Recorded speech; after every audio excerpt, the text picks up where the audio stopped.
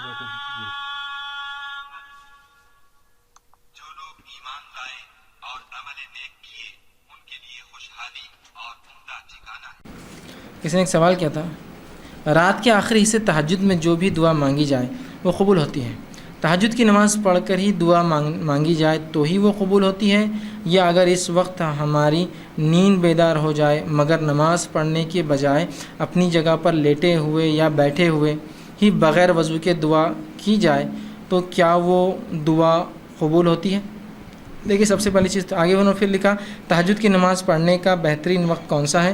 रात के 3 बजे से आखिरी हिस्सा रात का शुरू होता है, तो किस वक्त पढ़ना ज़्यादा बेहतर है? अगर हम अपने बेड पर जा नमाज बिछाकर नमाज़ पढ़े तो क्या ऐसा पढ़ सकते हैं? देखिए, सबसे पहली चीज़ तो ये कि जो रात के तीसरे आखिरी पहर में जो फजीलत है, जो सही मुस्लिम की रिवायत है, उम्मन हम रमज़ान में सुनते हैं लेकिन ये साल भर के लिए। हदीस क्या है?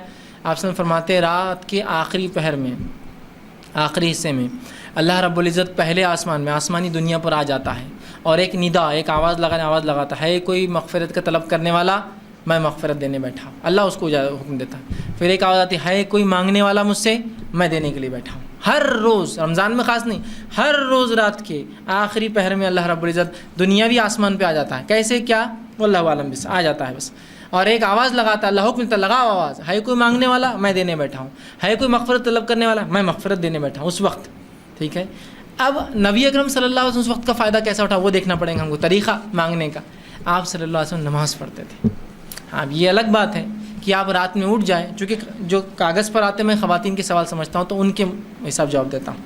अगर आप रात में उठ जाए और आपकी हालत ऐसी ना हो कि आप नमाज़ पढ़ सकती हो फ़र्ज़, या कोई भी नमाज़ पढ़ने की हालत ना हो, तब मैं कह सकता हूँ फिर आप दुआ कर ले, उस रात के वो हिस्से का फ़ायदा उठा ले दुआ की शक्ल में। लेकिन अगर आप आम हालत में, जब आप पाक होते हैं, तो फिर तो आपको नमाज़ पढ़ना, इसलिए कि आप सल्लल्लाहु अलैहि वसल्लम दुआ की और नमाज़ पढ़ कर की। तो हम नमाज़ पढ़ेंगे इसलिए कि इबादत के बाद अगर नमाज या कोई काम किया दुआ करें तो ये बहुत अच्छा मौका होता है और एक वो वसीला बन जाता है, वो इबादत आपकी दुआ के लिए याद रखिए। तो आप तहज्जुद पढ़िए, इसलिए कि उठकर नमाज़ पढ़ने में जो मशक्क़त है उस मशक्क़त का बदला भी अल्लाह देता है। तो उठकर नमाज़ पढ़िए, उस नमाज़ के पढ़ने के बाद आप दुआ कीजिए, ये ज़्यादा बेहतर और अफजल, और यही तरीक़ा नबी अकरम सल्लल्लाहु अलैहि वसल्लम मिलता है। सिवाय इसके कि आप ऐसी हालत में ना हो नमाज़ पढ़ने की, तो आप रात में उठ जाए, नींद में हो तो दुआ कर ले, इसलिए आखिरी पहर है। लेकिन असल तरीक़ा तो यही कि तहज्जुद पढ़ें।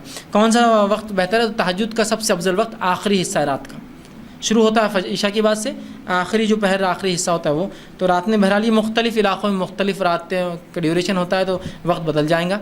जैसे हमारे पास औरंगाबाद के अंदर फ़जर का वक्त जो है तकरीबन 4:15 या 20 मिनट से शुरू होता है।